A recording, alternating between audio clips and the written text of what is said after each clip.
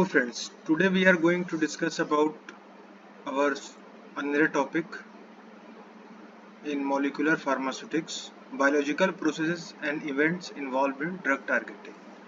So generally इसमें चार type के प्रोसेस या इवेंट्स होते हैं। पहला है सेलुलर अपटेक एंड प्रोसेसिंग। तो हम लोग सेलुलर अपटेक एंड प्रोसेसिंग से स्टार्ट करते हैं। Following administration, a drug frequently passes through various cell membranes and organs to reach its target site. So generally administration के बाद जो ड्रग होता है वो डिफरेंट सेल और मेम्ब्रेन के और ऑर्गन के थ्रू पास करके अपने टारगेट साइट पे जाता है, जिसमें कि लो मॉलिक्यूलर वेट के जो ड्रग रहते हैं वो जनरली सिंपल डिफ्यूजन के थ्रू पास होते हैं सेल या मेम्ब्रेन से। बट जो मैक्रो मॉलिक्यूल रहते हैं जिसका मॉलिक्यूलर वेट ज़्यादा रहता है वो पैसिव सिंपल डिफ्यूजन के थ्रू नहीं जा पाते हैं, तो वो एंडोसाइटोसिस का प्रोसेस के थ्रू पास होते हैं। और एंडोसाइटोसिस एक ऐसा प्रोसेस है जिसमें कि इनगल्फिंग होती है, जो भी एक्स्ट्रा सेलुलर मटेरियल रहती है उसको फिर इंट्रासेलुलरली वो पिंच ऑफ करता है। एंडोसाइटोसिस का डेफिनेशन लिखा है, endocytosis is defined as a phenomenon that involves internalisation of plasma membrane with concomitant engulfment of extracellular material।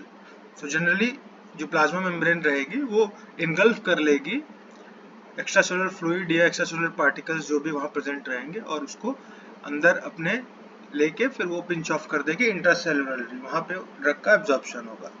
So generally endocytosis दो टाइप्स के होते हैं, फैगोसाइटोसिस और पेनोसाइटोसिस। तो हम लोग इसको आगे देखते हैं। फैगोसाइटोसिस जनरली ऐसा प्रोसेस है जिसमें कि सेल यूज करती है अपने प्लाज्मा मेम्ब्रेन को टू इनगल्फ लार्ज पार्टिकल। इसमें लार्ज पार्टिकल का इनगल्फमेंट होता है और एक वो कंपार्टमेंट जब इनगल्फ करता है तो एक वो स्ट्रक्चर क्रिएट होता है जिसको हम लोग फैगोसोम कहते हैं, और जो सेल इसमें इन्वॉल्व होती है उसको हम लोग फैगोसाइट कहते हैं। तो जनरली ये डेफिनेशन हो जाएगा फैगोसाइटोसिस का। It is mediated by adsorption of a specific blood compartment called opsonins। So generally जो phagocytosis होगा प्रोसेस, ये एड्सॉर्प्शन होता है स्पेसिफिक ब्लड कंपार्टमेंट का, जिसे हम ऑप्सॉन्स भी कहते हैं। For example immunoglobulin, complements C3b, fibronectin. Phagocytosis को हम लोग सेल ईटिंग भी कहते हैं क्योंकि इसमें इनगल्फमेंट होता है। So generally particles with higher hydrophilic surface characteristic tends to go opsonization to a lesser extent. As a result, exhibit decreased phagocytic uptake। तो जनरली ऑप्सोनाइजेशन ऐसा प्रोसेस होता है जिसमें कि जो इंड्यूस करता है फैगोसाइटोसिस को, ऐसे प्रोटीन से ऐसे सेल्स होते हैं जो कि इंड्यूस करते हैं फैगोसाइटोसिस को। तो जनरली जिसकी हाइड्रोफिलिक सरफेस कैरेक्टरिस्टिक ज़्यादा हायर रहेगी उसमें ऑप्सोनाइजेशन कम होगा, उसके कारण फैगोसाइटोसिस भी कम होगा और फैगोसाइटिक अपटेक भी डिक्रीज हो जाएगा। और जो सेल्स इसके लिए फैगोसाइटोसिस को जो इंड्यूस करती है उसको ऑप्सोनिन्स हम लोग कहते हैं। जनरली नेक्स्ट पॉइंट हम देखते हैं। Following injection the phagocytic vacuole, जिसको फैगोसोम्स भी कहते हैं, fuses with one or more lysosomes to form फैगोलाइजोसोम, जिसको हम लोग सेकेंडरी लाइजोसोम बोलते हैं। जनरली जब कोई भी मटेरियल सेल मेम्ब्रेन या प्लाज्मा मेम्ब्रेन इनगल्फ कर लेगी, इंजेस्ट कर लेगी, इंजेक्शन हो जाएगा उसका, तो जो एक फैगोसाइटिक वैक्यूल बनता है उसको हम लोग फैगोसोम्स कहते हैं, और वो एक लाइजोसोम से जाके फ्यूज होता है जिसको हम लोग फैगोलाइजोसोम्स बोलते हैं। It is here that the digestion of the particle by lysosomal acid hydrolase, for example proteinase, glycosidase, nucleus occurs making the drug to exert its therapeutic effect। तो जनरली जैसे डाइजेशन किसी पार्टिकल का होता है वहां जाके वो लाइजोसोमल एसिड हाइड्रोलेस के से रिएक्ट होता है, रिएक्ट होकर ड्रग जो होता है वो अपना थेराप्यूटिक इफेक्ट रिलीज करता है। तो जनरली जो लाइजोसोमल एसिड हाइड्रोलेज है ये सब हेल्प कराते हैं ड्रग को अपने इफेक्ट को रिलीज करने में और थेराप्यूटिक इफेक्ट को प्रोड्यूस करने में। और नेक्स्ट पॉइंट है पिनोसाइटोसिस, जिसे हम सेल ड्रिंकिंग भी कहते हैं। फैगोसाइटोसिस को हम लोग सेल ईटिंग कहते थे, यहाँ पे सेल ड्रिंकिंग हो जाएगा। Pinocytosis is the method by which cell absorbs a small particle outside of the cell and brings them inside. तो जनरली इसमें वही सेम चीज जैसे हम लोग फेगोसाइटोसिस में पढ़े, वही चीज है कि एक्स्ट्रा सेलुलर मटेरियल को एब्जॉर्ब करना और उसको इनसाइड ट्रांसपोर्ट कर देना जहां उसका एब्जॉर्प्शन होगा.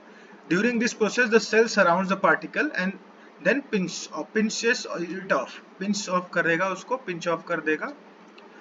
और जनरली वहां पे सॉलिड पार्टिकल्स का या पार्टिकुलेट मैटर का हो रहा था. यहाँ पे जनरली हमारे जो एक्स्ट्रासेलुलर फ्लूइड है, मतलब फ्लूइड फॉर्म में जो होता है पिनोसाइटोसिस में. यहाँ पे अगला जो पॉइंट लिखा है, this process is usually used for taking in extra cellular fluid. तो एक्स्ट्रा सेलुलर फ्लूइड से किसी भी ड्रग पार्टिकल का जो भी पहले उसमें का इनगल्फमेंट होके उसका एब्जॉर्प्शन होगा और वो पिंच ऑफ हो जाएगा इंट्रासेलुलर. नेक्स्ट पॉइंट है, pinocytosis represent engulfment of fluids and appears to be universal phenomenon in all cells including phagocytes. So generally same चीज वही जो भी हम लोग पढ़े, इनगल्फमेंट ऑफ फ्लूइड इसमें होता है जो कि यूनिवर्सल फिनोमेनन है सेल्स के लिए.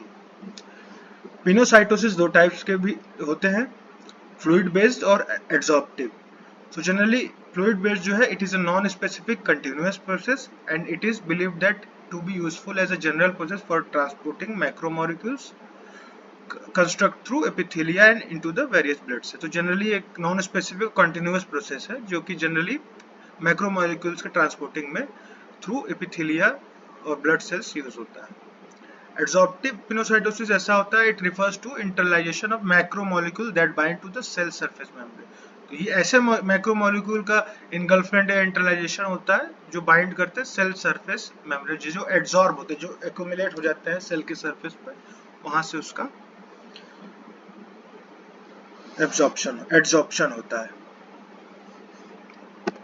अब हम लोग इसको फिगर के थ्रू भी समझ सकते हैं, एंडोसाइटोसिस के दोनों टाइप को, फेगोसाइटोसिस, पिनोसाइटोसिस. इसमें हम लोग देख रहे हैं फेगोसाइटोसिस में जनरली हमारा ये सॉलिड पार्टिकल्स का है, सॉलिड पार्टिकल्स जा रहे हैं, वहां पे एक फेगोसोम जो वैक्यूल होता है वो क्रिएट हो रहा है. और जो ये सेल जो टेम्परेरी ये बनेगा, इसको सिडोपोडियम बोलते हैं, जो मेम्ब्रेन का स्ट्रक्चर होता है. और यहाँ पे हम लोग देख रहे हैं एक्स्ट्रा सेलुलर, इसमें फ्लूइड में ड्रग्स को प्रेजेंट है. यहाँ से ड्रग्स फ्लूइड पूरा गया, यहाँ पे एब्जॉर्ब होता है और उसके बाद वो वेसिकल फॉर्म होके, इसके बाद एक और वो होता है, ये मान लीजिए तो केवल उसके लिए है समझने के लिए. यहाँ पे फिर अंदर ये मतलब ये आपका हो गया एक्स्ट्रा सेलुलर फ्लूइड और यहाँ पे हो जाएगा इंट्रा सेलुलर फ्लूइड. ठीक है, तो यहाँ पे ये डिफरेंस दोनों में होता है. ये फिगर भी आप लोग बना सकते हैं. अब सेकेंड पॉइंट में हम लोग आते हैं, ट्रांसपोर्ट अक्रॉस एपिथेलियल बैरियर. ये सेकेंड इवेंट या प्रोसेस है of targeting drug delivery system. ठीक है, तो हम लोग इसको स्टार्ट करते हैं. The oral, buccal, nasal, vaginal and rectal cavities are internally lined with one or more layer of epithelial cells. तो जनरली इस प्रोसेस में हम लोग समझेंगे एपिथेलियल बैरियर, मतलब एपिथेलियल जो सेल्स है, टिश्यू है, वो कैसे एक बैरियर का काम करती है किसी भी ड्रग के टारगेटेड ड्रग डिलीवरी में, किसी भी ड्रग के ट्रांसपोर्ट के लिए. तो जनरली हम लोग पढ़े कि ओरल, बक्कल, नेजल, वेजाइनल और रेक्टल कैविटीज इतनी कैविटी होती है, सबके पास एक लाइनिंग होती है एपिथेलियल सेल्स की जो कि बैरियर का काम करती है. तो generally depending upon the position and function in the body, epithelial cell may be in varied forms ranging from simple columnar to simple cuboidal and to squamous. तो जनरली columnar, cuboidal, squamous ये सब types epithelial cells के जो कि present होते हैं depending upon its position and function. So अब हम लोग देखेंगे आगे इसकी फिजियोलॉजी. इसमें पहला होता है एपिथेलिया सेल में पहली लेयर एपिथेलिया, फिर उसका लेमिना प्रोपिया, फिर बेसल लेमिना. फिर हम लोग नेक्स्ट पॉइंट देखते हैं, जो लोअर मॉलिक्यूलर मास के ड्रग्स होंगे वो क्रॉस कर जाएंगे पैसिव डिफ्यूजन के थ्रू या कैरियर मीडिएटेड ट्रांसफर सिस्टम या सेलेक्टिव या नॉन सेलेक्टिव एंडोसाइटोसिस के थ्रू. जो लोअर मॉलिक्यूलर मास के ड्रग्स होंगे वो पैसिव डिफ्यूजन, कैरियर मीडिएटेड और सेलेक्टिव या नॉन सेलेक्टिव एंडोसाइटोसिस के थ्रू उसका ट्रांसपोर्ट होगा. और जो पोलर मटेरियल है वो डिफ्यूज करेंगे through tight junction of the epithelial cells, जो पैरासेलुलर रूट जिसे हम कहते हैं. अब जनरली नेक्स्ट पॉइंट है passive transport is usually higher in damaged mucosa. जब म्यूकोसल मेम्ब्रेन जो ऊपर मेम्ब्रेन होती है वो अगर डैमेज रहेगी तो वहाँ पैसिव ट्रांसपोर्ट हायर रहेगा। बट एक्टिव ट्रांसपोर्ट अगर एपिथेलियल म्यूकोसा के थ्रू जो हो रही है अगर डैमेज नहीं है तो वो structural integrity of epithelial sales के ऊपर डिपेंडेंट होती है। और जो पॉजिटिवली चार्ज पार्टिकल्स होंगे वो शो करेंगे इंक्रीज इन अपटेक। जो हम लोग का सेलुलर अपटेक हो रहा है वो पॉजिटिवली चार्ज पार्टिकल का ज्यादा होगा, whereas negatively charge particle का कम होगा पॉजिटिवली चार्ज पार्टिकल से। The transport of macromolecules across the intestinal epithelium may occur by vesicular process involving either fluid phase pinocytosis or specialized endocytosis process। जो transport होगा macromolecules का across intestinal epithelium वो vesicular cellular vesicular process के through होता है, जो कि either fluid phase pinocytosis होते हैं, स्पेशलाइज्ड से रिसेप्टर मीडिएटेड भी हम लोग कहते हैं। A variety of penetration enhancer भी यूज होते हैं क्योंकि इस बैरियर को ओवरकम कर सके, जो एपिथेलियल बैरियर है उसको ओवरकम कर सके सेलुलर अपटेक के लिए। तो जनरली सैलिसिलिकेट्स, EDTA, एनामाइंस ये सब यूज होता है as a penetration enhancer. Next point है vaginal cavity should have effective delivery site for certain pharmaceutical. जो वेजिनल कैविटी है वो इफेक्टिव डिलीवरी उसमें सर्टेन फार्मास्यूटिकल्स सर्टेन हमारे ड्रग्स की होती है, जैसे कि फॉर एग्जांपल कैल्सीटोनिन की जो सबसे इफेक्टिव इसमें टारगेटेड ड्रग डिलीवरी होती है। ये जो कैल्सीटोनिन है जनरली ट्रीटमेंट करता है पोस्ट मेनोपॉजल ऑस्टियोपोरोसिस का।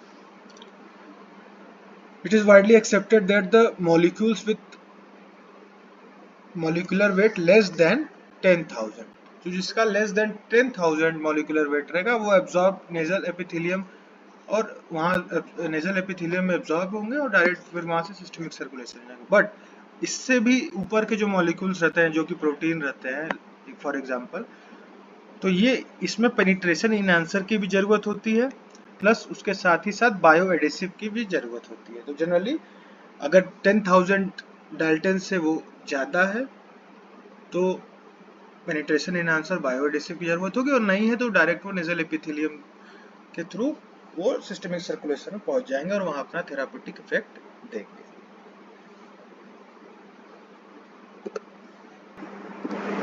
यानी अब हम लोग नेक्स्ट पॉइंट पे आते हैं, एक्स्ट्रावेसेशन। ये थर्ड पॉइंट है, थर्ड इवेंट या प्रोसेस है।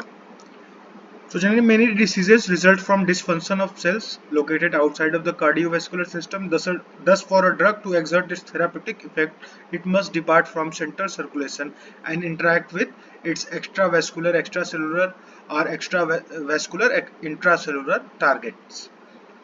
So generally इसमें ये समझाया गया है कि जो भी ड्रग है, मान लीजिए अगर ये हमारी ब्लड कैपिलरीज है, इसमें ब्लड जा रहा है,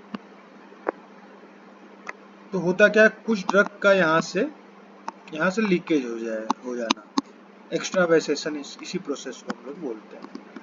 तो यहाँ जैसे लिखा हुआ है कि drug to exert is therapeutic effect it must depart from central circulation. तो ये सेंट्रल सर्कुलेशन हमारी है नर्व की, यहाँ से कुछ ड्रग डिपार्ट हो जाते हैं, डिपार्ट होके वो एक्स्ट्रा सेलुलर, ये हमारी जो एक्स्ट्रा यहाँ पे लिम्फ नोड होती है, सेल्स प्रेजेंट होते हैं दोनों तरफ, तो ये एक्स्ट्रा वेस्कुलर, एक्स्ट्रा सेलुलर या एक्स्ट्रा वेस्कुलर इंट्रासेलुलर टारगेट्स पे यहाँ पे वो एक्स्ट्रा वेसेट हो जाती है और एक्स्ट्रा वेसेशन उसका होता है।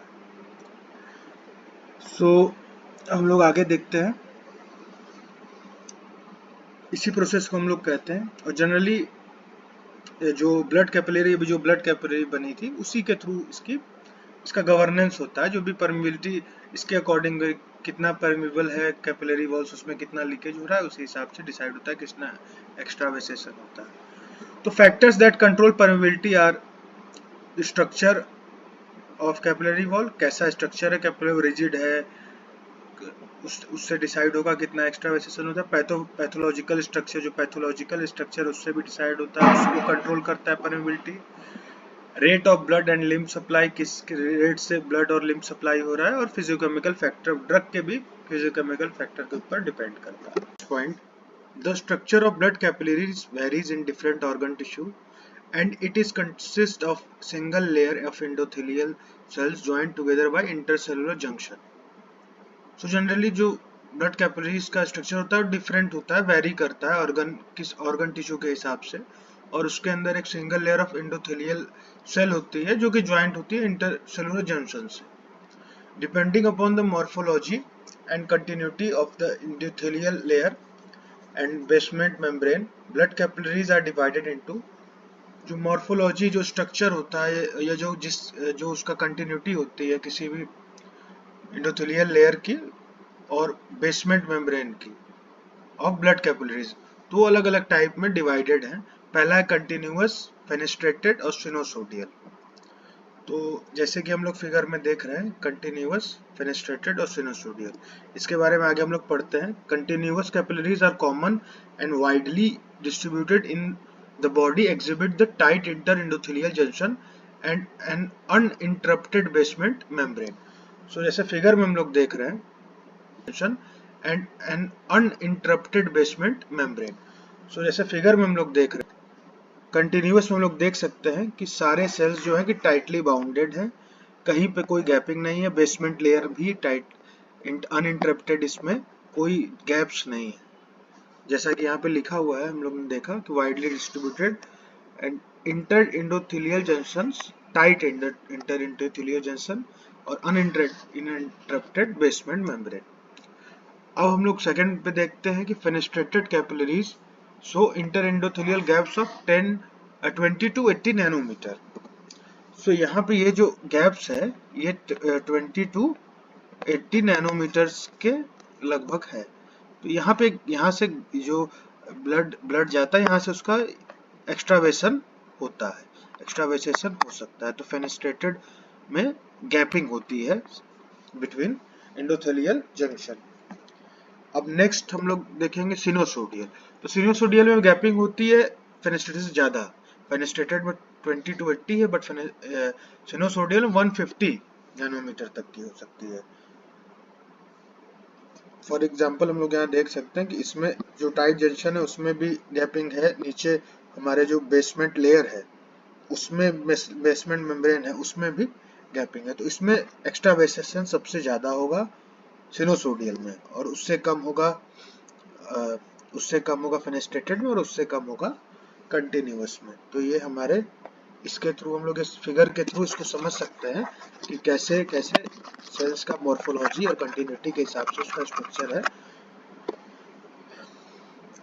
अब इसमें नेक्स्ट पॉइंट है, macromolecules can transverse the normal endothelium by passive process such as non specific fluid phase transcapillary pinocytosis and passage through inter endothelial junction gap are fenestrated by the receptor mediated transport। Generally जो macromolecules होंगे normal endothelium में passive process, जो कि हमारे non specific fluid phased transcapillary pinocytosis एक ये हमारा हो गया, और उसके बाद हम लोग का non specific fluid phase transcapillary pinocytosis, ये एक पैसिव प्रोसेस जिसके थ्रू मैक्रोमोलिक्यूल्स ट्रांसफर कर सकते हैं नॉर्मल एंडोथेलियम में, और passage through inter endothelial junction gap. तो ये दो तरीके से पैसेज कर सकते हैं, और या तो receptor mediated transport system. So last point है biological event and process of drug targeting का, लिम्फेटिक अपटेक। सो पहले हम लोग डेफिनेशन से स्टार्ट करते हैं। Following extravasation, drug molecule can either reabsorb into the bloodstream directly by the enlarged postcapillary interendothelial cell spore found in most tissue, or enter into the lymphatic system and then return with the lymph to the blood circulation। तो ये process जो है कि एक्स्ट्रावेसेशन के बाद होता है। जैसे अब इसको हम लोग सिंपली अगर समझना चाहें तो हम लोग ने ये फिगर, अभी इसको हम बाद में देखते हैं, पहले हम लोग समझते हैं कि अभी हम लोग ने एक्स्ट्रावेसेशन में देखा था कि ब्लड कैपिलरीज में इसमें ड्रग्स मॉलिक्यूल है, यहाँ से उसका लीकेज या एक्स्ट्रावेसेशन होता है। यहाँ पे हमारे लिम्फ नोड भी प्रेजेंट होते हैं, यहाँ पे हमारे लिम्फ नोड भी प्रेजेंट होते हैं, और एक्स्ट्रा सेल्स भी प्रेजेंट होते हैं। तो जनरली यहाँ से तो एक्स्ट्रावेसेशन हो रहा है, लेकिन ये जो हमारे ड्रग्स है ये यहाँ पे जाएंगे, तो ये कुछ ड्रग्स यहीं पे रुक जाते हैं और कुछ ड्रग्स लिम्फेटिक नोड्स के थ्रू फिर आगे जाके फिर वो ब्लड सर्कुलेशन में रीएब्जॉर्ब हो जाते हैं। तो मेनली प्रोसेस लिम्फेटिक अपटेक का यही है कि पहले जो हमारे एक्स्ट्रा वेसेशन होके जो ड्रग गए हैं वो लिम्फ के थ्रू वापस भी आ जाते हैं ब्लड सर्कुलेशन में। तो इसके डेफिनेशन में यही लिखा है।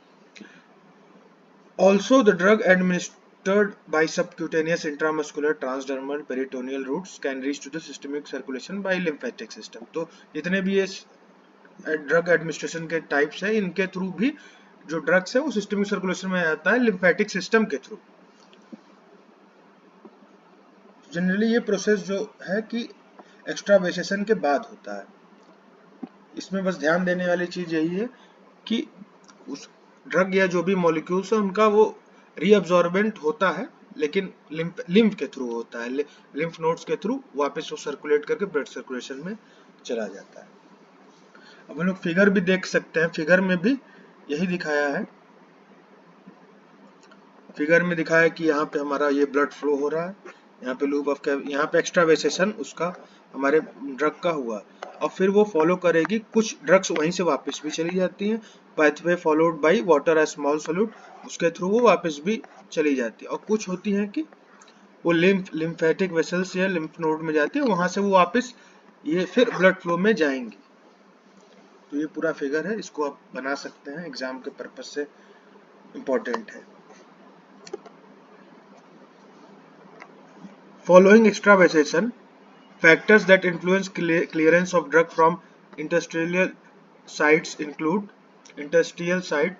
Following extravasation, factors that influence clearance of drugs from interstitial sites include size and surface characteristic of particle, formulation medium, composition and pH of interstitial fluid, disease within the interstitium.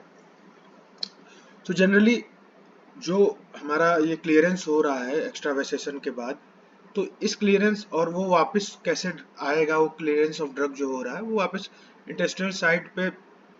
Generally जो factors involve होते हैं या influence करते हैं clearance of drug को from intestinal site, वो होते हैं size and surface characteristic of particle. तो जनरली क्या साइज किस साइज का है, मैक्रोमोलिक्यूल से माइक्रोमोलिक्यूल से, उसका क्या कैरेक्टरिस्टिक है, तो उस हिसाब से वो इन्फ्लुएंस करता है क्लियरेंस ऑफ ड्रग को। फॉर्मुलेशन मीडियम क्या है, जो ड्रग हम लोग दिए उसका फॉर्मुलेशन मीडियम क्या है, सॉलिड है लिक्विड है, उसके ऊपर भी डिपेंड करता है, सेमी सॉलिड है। Composition and pH of industrial fluid, तो क्या कंपोजिशन और क्या पीएच है इंडस्ट्रियल फ्लूइड का, इसके ऊपर भी वो डिपेंड करता है। ये चीजें इन्फ्लुएंस करती हैं क्लियरेंस ऑफ ड्रग को। और क्या कोई अगर डिजीज चल रही है विद इन इंटरस्टिटियम, तो वो भी इसको इन्फ्लुएंस करेंगी क्लियरेंस ऑफ ड्रग को। सॉल्युबल, नेक्स्ट पॉइंट हम लोग देखते हैं soluble micromolecules smaller than 30 nanometre can enter in the lymphatic system, whereas particulate matter larger than 50 nanometer are retained in the interstitial site and serve as a sustained release depot। तो जो अभी हम लोग ने समझा कि यहाँ पे जो ब्लड लिम्फ है, ब्लड वेसल्स है या ब्लड कैपिलरीज है, यहाँ से एक्स्ट्रा वेसेशन होता है, और यहाँ मान लीजिए यहाँ भी एक्स्ट्रा वेसेशन, यहाँ पे हमारी ये लिम्फ नोड है, यहाँ पे हमारी ये लिम्फ नोड भी यहाँ पे प्रेजेंट है। अब होगा क्या कि कुछ ड्रग्स जो होते हैं, कुछ ड्रग्स हमारे चले जाते हैं यहाँ, वो वापस यहाँ आगे जाके उस सिस्टमिक सर्कुलेशन में ये लोग यहाँ पे मिल सकते हैं, बट कुछ ड्रग्स यहीं पे हमारे मान लीजिए यहाँ पे ही रह गए, तो यहाँ से वो धीरे धीरे इधर जाएंगे, तो वो धीरे धीरे रिलीज होता है, तो इसीलिए वो सस्टेन रिलीज डिपोर्ट हो जाता है। वो एक ऐसा डिपोर्ट बन जाता है जहाँ सस्टेन रिलीज, वो धीरे धीरे ड्रग का रिलीज होता है, और कुछ जो सिस्टमिक सर्कुलेशन में कुछ ड्रग आगे चले जाते हैं। तो ये पूरा अभी तक हम लोग ने जो देखा, ये लिम्फेटिक सिस्टम के ऊपर, लिम्फेटिक अपटेक के ऊपर पूरा ये जो इवेंट होते हैं उसमें उसके बारे में था। इसी के साथ हम लोग का biological events and process involve in drug targeting, ये पूरे चारों पॉइंट्स के साथ हम लोग का ये पूरा टॉपिक कंप्लीट होता है। आप लोग जो फिगर है, जो डेफिनेशंस है, उसको जरूर एक बार अपने लिख के उसको याद जरूर कर लीजिएगा और उसको समझ लीजिए। टॉपिक है टारगेटेड ड्रग डिलीवरी सिस्टम का, तो इसको जरूर आप लोग ध्यान से पढ़िएगा।